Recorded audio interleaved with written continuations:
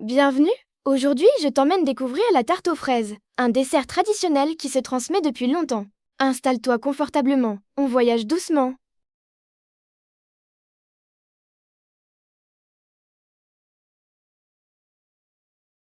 Bonjour! Aujourd'hui, je prépare la tarte aux fraises traditionnelle, un dessert composé d'une pâte brisée, d'une crème pâtissière et de fraises fraîches de saison, assemblées pour créer une douceur fruitée, fraîche et élégante.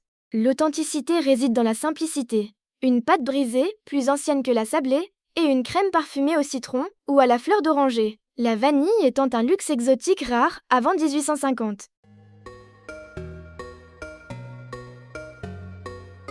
Étape 1. Tu mélanges la farine, le beurre et le sel du bout des doigts jusqu'à obtenir un sable. Puis tu ajoutes juste assez d'eau pour former une boule homogène sans trop la travailler. Étape 2. Tu laisses reposer ta pâte au frais, puis tu la baisses dans un moule et tu la cuis à blanc dans un four bien chaud jusqu'à ce qu'elle soit ferme et dorée. Étape 3.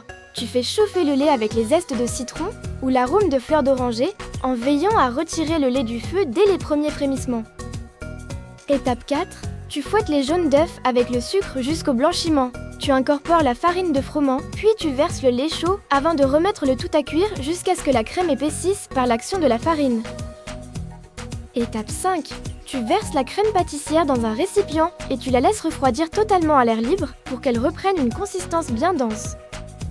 Étape 6. Tu garnis ton fond de tarte avec la crème lissée, puis tu disposes tes fraises entières ou coupées harmonieusement avant de servir immédiatement pour préserver le croquant de la pâte. L'histoire de la tarte aux fraises ne repose pas sur une invention soudaine par un chef unique, mais sur une lente évolution de la pâtisserie française, mêlant tradition rurale et perfectionnement technique. Il n'existe pas d'acte de naissance officiel pour la tarte aux fraises. Elle est le résultat de la rencontre entre la culture paysanne, qui consommait les fraises des bois avec de la crème ou dans des pâtes rustiques, et la pâtisserie de cour.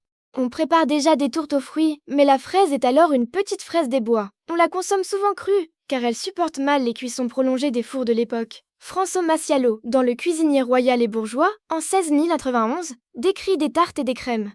Cependant, la crème pâtissière ancestrale de l'époque est alors très différente. Elle est souvent cuite directement dans la pâte et liée exclusivement à la farine de froment ou au jaune d'œuf. Amédée François Fraisier ramène du Chili de gros plants de fraises, Fragaria chiloensis. Leur croisement avec des espèces de Virginie donnera naissance, vers 1740 à Plougastel, à la grosse fraise que nous connaissons. C'est à partir de là que la tarte aux fraises devient un dessert visuel et imposant. Avec l'essor de la grande pâtisserie, époque d'Antonin Carême, la technique du fond de tarte cuit à blanc et de la crème pâtissière refroidie se stabilise.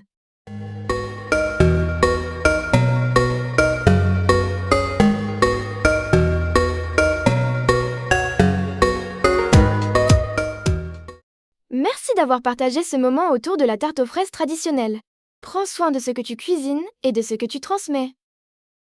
Si cette vidéo t'a apporté un moment de douceur, pense à t'abonner et à la partager autour de toi. Ensemble, faisons voyager les traditions du monde.